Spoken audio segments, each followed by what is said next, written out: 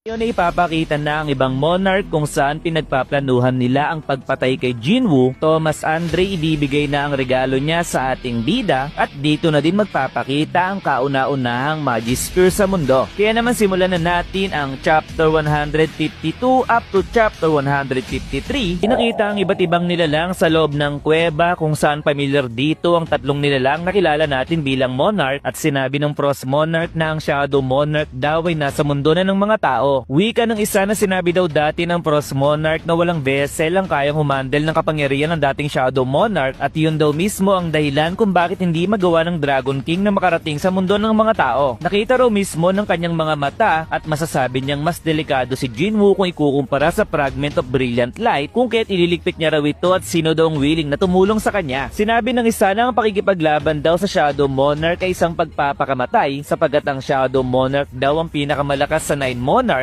kung kaya't mas mainam daw siguro na hintayin nila ang pagdating ng Dragon King. Kahit na nga raw ba sila ay tumatakbo sa mga rulers ay sila pa rin daw ay isang monarch and yet ang alam lamang daw nilang gawin ay hintayin ang pagdating ng Dragon King dahil ang kaisa-isa lamang daw nilang pagkakataon na matalo ang Shadow Monarch ay ngayon lamang habang ito ay nasa anyo pa ng isang tao. Kaya naman nakikiusap siya sa ibang monarch na siya ay tulungan dahil siya raw mismo ang magliligpit kay Jinwoo, subalit ang isa ay hindi gusto ang idea at sagot naman ng isa na ayaw niya raw matulad sa sinapit ni Baran. Alam raw dapat nila ang nangyari kay Baran pagkatapos nitong matalo at ayaw niyang mahuli sa kapangyarihan ng Shadow Monarch at maranasan ng Eternal Slumber. Wika ng Beast Monarch na hindi raw magagawa ng Shadow Monarch na sila ay maging alipin dahil sila ay nasa original na anyo, pero sagot muli ng isa na mukhang kakibat raw ni Jinwoo ang architect at kaya raw nitong gumawa ng kanilang replika. Kaya naman umalis na ang dalawang monarch gamit ang kanilang mga portal at tanong ng Beast Monarch na ano raw ang ebidensya na ang Shadow Monarch ay isa pa ring tao. Sagot ng Frost Monarch na gumamit daw kasi si Jinwoo ng lason sa kanyang dagger at hindi raw gagawin ni Ashbourne ang ganitong klaseng pamamaraan. Sagot naman ng Insect Monarch na kung fully kontrolan ni Ashbourne ng katawan ng isang tao ay hindi ito gagamit ng ganong klaseng taktika kung kaya tutulong daw siya sa pagtalo dito at ganon din ang gustong mangyari ng Beast Monarch. Sumunod ay sinabi sa buong bansa ng Korea na isipin daw nila kung sino ang magliligtas sa kanilang lahat kung sakaling magkaroon muli ng isa pang S-rank gate at kahit magbayad daw sila ng malaking halaga sa mga property ay hindi nila maliligtas ang kanilang buhay sa malaking sakuna. Noong kinakalaban daw ni Jinwoo ang mga langgam sa Jeju Island ay sinabi daw ng chairman na ngayong natupad na ang kanyang hiling na mabawi nila ang Jeju Island ay maaari na siyang makapagpahinga ngunit hindi niya raw binaasahan na papanaw agad ito ng maaga. Habang umuulan ay nasa taas ng building si Jinwoo upang hanapin ang Frost Monarch, subalit kahit ano ang kanyang gawin ay hindi niya nararamdaman ang presensya nito. Nakita niyang walang shadow ang Frost Monarch at naalala niya ang sinabi ng Giant Monarch na hindi magiging shadow soldier ang mga rulers at monarchs sa oras na sila ay mamatay. Sa oras na wala rin daw shadow ang isang monarch ay mahihirapan siyang tuntunin kung nasaan ito, pero wala daw pakialam si Jinwoo dahil as long na siya ay isang hunter ay mahanap niya kung nasaan ang kanyang target. Isang linggo na ang nakaraan simula nang mabakante ang pwesto ng chairman kung kaya't kailangan nilang magtalaga ng panibago. Symbolic daw ang pagiging S-rank hunter ng dating chairman at ngayong wala na ito ay sino na daw ang magkokontrol sa 5 pinakamalakas na guild at sinasabi daw ba ng isang opisyal na kailangan nilang mag-hire ng panibagong S-rank hunter. Kahit na nga raw ba maimpluwensya ang isang S-rank hunter ay kailangan nilang mag-ingat sa pagpapapasok ng outsider sa kanilang organization at sagot ng isa na pagkatapos ng mahaba nilang pag-uusap ay minumungkahin nila na si Mr. Wu ang susunod na president ng Hunter Association. Tanong ni Mr. Wu kung bakit siya raw ang napili at sagot naman ng isa na kung pag-uusapan ng leadership at kakayahan na matawagan ng mga hunter para makipaglaban ay nagagawa niya raw ito at siya raw ang laging nag-a-assist sa dating chairman at tiyak na marami itong natutunan na skill sa pagiging leader. Wala raw sa batas na tanging S-rank hunter lamang ang pwedeng maging president at nakikita raw nila kay Mr. Wu ang presensya na kayang mag-impluwensya ng iba at presensya na katakutan din ng mga hunter. Sagot ni Mr. Wu na marami pa siyang kakulangan sa sarili para sa posisyon ng pagiging isang president at marami daw mga hunter na mas mataas ang ranggo sa kanya at masyado pa rin daw siyang bata para sa posisyong ito. Sinabi ng isa na wala raw silang kakayahan na pasunurin ang puwersa ng Korea, subalit taglay daw ito ni Mr. Wu at meron daw itong koneksyon sa ibang hunter kagaya na lamang ng ating bida. Madalas niya raw nakakausap si Jinwoo pero hindi siya sigurado kung ganun din ang tingin sa kanya ng bida, pero sinabi muli sa kanya na alam daw nilang hindi nila pwedeng puwersahin si Mr. Wu sa posisyong ito, ngunit maaari daw ba nitong i-consider ang kanilang nais. Sa building ng Scavenger Guild ay narito ngayon sila Thomas upang pumunta sa kanilang basement habang ang dalawa ay nagulat sa pagdating nila Thomas. Sigurado raw ba si Thomas na ibibigay nito kay Jinwoo ang bagay na kanilang kukuhanin, tanong ni Laura, at sagot naman ni Thomas na sa palagay daw ba ni Laura na hindi worth it ito bilang kapalit ng buhay ni Thomas at ang lahat ng member ng kanilang guild. Tanong muli ni Thomas na sa palagay daw ba ni Laura na hindi sapat ang kakayahan ni Jinwoo upang gamitin ang kanilang magiging regalo, ngunit si Laura ay nawalan ng kibo at isang madilim na aura ang pinakita sa isang lalagyanan. Nakakamangha raw talaga ito sa tuwing ito ay kanyang makikita, wika ni Thomas, at sagot naman ni Laura na dalawa lamang daw ang bagay na ito sa buong mundo at kahit pa sa hinaharap. Subalit kahit alam daw ito ni Thomas ay itutuloy pa rin daw ba na ibigay ito kay Jinwoo, at sagot naman ni Thomas na yun daw mismo ang dahilan kung bakit niya ito ibibigay dahil masasayang lamang daw ang pinaka-the best na weapon sa mundo kung mabubulok lamang ito at hindi magagamit. Sumunod ay binalita na sa bansa ang pagiging president ni Mr. Woo at naging comment dito ni Jin-a na pogi daw ang pumalit sa dating chairman at unstable daw ang kalagayan ng Korea, ganun na din ang ibang bansa. Napatingin siya sa kanyang ina sabay lapit dito pero wika ng kanyang nanay na kung wala daw itong magawa ay mas mainam daw kung magtapon ito ng basura. Bigla itong naging seryoso at sinabing lumipat na sila ng bahay pero sagot ng kanyang ina na gusto raw nila ang kanilang bahay at tanong naman ni Jin-a kung ano raw ang nagustuhan nito sa luma nilang bahay. Sagot naman ng nanay na kahit ito ay luma na ay gusto pa rin niya ito at inutusan niya ito na magligpit ng kanilang mga nilabhan, ngunit sagot ni Jin-a na nagiging sweet daughter lang naman daw siya kapag siya ay inuutusan. Sa pagbukas niya ng pinto ay tila ba nakakita ito ng kung anong bagay at dali-daling bumalik upang tawagin ang kanyang ina. Sumunod ay pinakita ang mga reporter kung saan naghihintay sila sa labas ng building ng Ajin Guild sapagkat ngayon ay narito si Thomas upang makita si Jinwoo. Pinagpapawisan at ngiting aso na lamang ang kayang gawin ni Jinho sapagkat hindi sila makapaniwala na nasa loob ng kanilang office si Thomas Andre, ganun na din si Leonard ang pinakamalakas na hunter sa Germany. 2 oras na raw ang nakakalipas simula nang sila ay dumating kung kaya't sana daw ay sagutin na ni Jinwoo ang kanyang tawag. Sa isip ni Leonard na hindi niya akalain na narito din ngayon si Thomas Andre at napapatanong kung makakausap niya kaya si Jinwoo. Tanong ni Thomas kung kasalukuyan daw bang nasa raid si Jinwoo at mukhang hindi raw ito madalas pumupunta sa kanyang office pero biglang nagpakita si Jinwoo habang ang tatlo ay naging masaya sa pagdating ng ating bida. Sa isip ni Jinwoo na naramdaman niya raw na narito ngayon si Thomas at tanong ni Jinho kung bakit daw hindi sinasagot ni Jinwoo ang kanyang tawag pero sagot nito na siya ay medyo busy dahil sa dami ng gate na lumalabas at hindi siya pwedeng maging tamad sa mga panahong ito. Binati ni Thomas si Jinwoo habang sa isip ni Jinho na hindi naman daw siguro maglalaban muli ang dalawa at tanong ni Jinwoo kung ano raw ang pakay nito at sagot naman ni Thomas na sinabi naman niya noon na sila ay kakain sa labas sa oras na siya ay gumaling. Nagdala rin daw siya ng fantastic na regalo at dahil hindi niya ito pwedeng ibigay sa lugar na ito ay bakit daw hindi sila lumipat ng ibang lugar. Sa isip ni Jinho na hindi naman daw siguro bomba ang dala ni Thomas habang si Leonard ay nagpakilala sa ating bida pero niyaya na ni Thomas si Jinwoo upang sila ay umalis. Sino daw ang nagsabi na pwedeng sumama si Leonard, tanong ni Thomas pero sagot naman nito na naghintay din naman siya ng 2 oras kung kahit bakit hindi raw siya pwedeng sumama. Ang pag-uusapan daw nilang dalawa ni Jinwoo ay isang top secret at wala raw lugar si Leonard para dito habang sa isip ni Leonard na hindi pa niya naranasan noon ang ganitong klaseng pagmamaltrato. Magkasama na ang dalawa sa lamesa at matagal na raw hinihintay ni Thomas ang pagkakataong ito at nilapag ng isang hunter ang isang lalagyanan at tanong ni Thomas kung nararamdaman daw ba ni Jinwoo ang kapangyarihan sa loob nito. Ito raw ang kapalit sa ginawa ni Jinwoo na hindi pagpatay sa kanila at nang makita niya ang 2 dagger ay naramdaman niya ang kapangyarihan dito ni Kamish. Nakakamanga naman daw dahil nakilala agad ni Jinwoo ang material na ginamit dito pero wika nito na base sa kanyang pagkakaalam ay nasa pangangalaga ng Hunters Bureau ang bangkay ni Kamish. Pinaubayan na raw ni Thomas sa US government ang bangkay ni Kamish pero ang pinakamalaking pangil daw na bumuon sa kanya ay binigay na bilang souvenir. Dahil sa may clay ito upang maging espada ay naisip niyang gawin itong 2 dagger at hindi niya raw inaasahan na mapapakinabangan ito sa ngayon. Simula raw ngayon ay pagmamayari na ito ni Jinwoo at hindi siya makapaniwala na meron itong additional 1,500 na damage na malayo sa 220 additional damage ng dagger ni Baran. Kung stats lamang daw ang pag-uusapan ay parang may hawak siyang 2 broadsword sa magkabila niyang kamay samantalang si Thomas ay pinagdahan-dahan si Jinwoo sa kanyang ginagawa dahil maaari daw siyang mahiwa kahit gumamit pa siya ng reinforcement at hindi naman daw siguro iniisip ni Jinwoo na siya ay patayin gamit ang kanyang regalo. Sigurado raw siyang hindi ito ordinaryong dagger dahil nagre-react ito sa kanyang mana na parang siya ay binabati habang sila Laura naman ay napansin ang kakaibang aura sa paligid at tanong tanong ni Thomas kay Laura kung sa palagay pa rin daw ba nito na mali ang kanyang naging desisyon na ibigay ito kay Jinwoo. Sumenyas na lamang si Laura na ang ibig sabihin ay sumasang-ayon siya kay Thomas at tanong ni Jinwoo kung sigurado raw ba si Thomas na ibibigay ito sa kanya ng libre, ngunit sagot ni Thomas na maliit lamang na halaga ang dagger na ito kapalit sa hindi pagpatay sa kanila. Kung ganun daw ay masayang tinatanggap ito ni Jinwoo na kinasaya din naman ni Thomas, pero may biglang naramdaman ng dalawa sa sumunod na eksena at napatingin sa labas dahil doon nagmula ang enerhiya. Sa labas ay nakatingala ang mga tao sa langit at naisip ni Jinwoo na yun daw ba ang tinutukoy ni Dr. Belzer na Magispear na namumuo sa ibabaw ng Korea. Hindi raw makapaniwala si Thomas dahil ngayon lamang siya nakakita ng ganitong klaseng kalaking gate sapagkat mas malaki pa raw ito sa gate na nilabasan ni Kamish, kung kaya't ang ibig sabihin daw ba nito ay mas malakas ang kakaharapin nilang mga kalaban.